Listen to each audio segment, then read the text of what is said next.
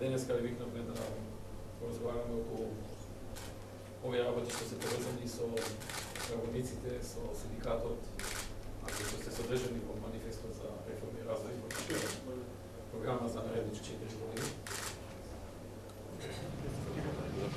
Почитувани представници на медиумите, денес имав разговор со најрелевантните синдикални федерации во Македонија, Сојузот на синдикати на Македонија, Конфедерацијата на слободни синдикати и Унијата на независни синдикати.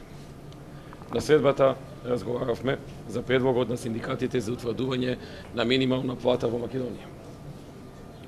Она што можам да го соопштам денес е дека се договоривме следната влада, предводена од ВМРО-ДПМН, да пристапи кон утврдување на минимална плата во Република Македонија.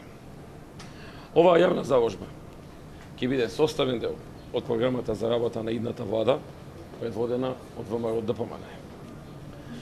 Процесот на утврдување на висината на ова право ќе се спроведе преку институционално преговарање во рамки на социјалниот диалог помеѓу партнерите, влада, работодавачи, синдикати.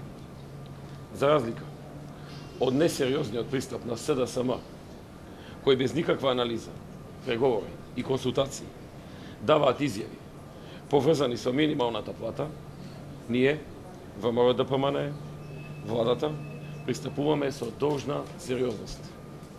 Тоа сме го покажале преку резултати.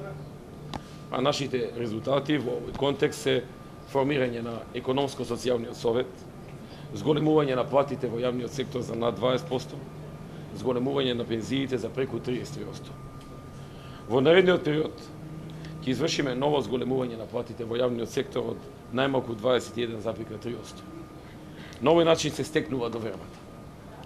Од тука им праќам порака на сите работници дека ВМРО-ДПМН и владата ќе го исполни ова ветување. Владата предводена од ВМРО-ДПМН ќе го предводи процесот за утврдување минимална плата во Македонија, која што ќе биде направена преку преходни анализи, истражувања и ќе биде точно позиционирана онака како што е најдобро за работниците.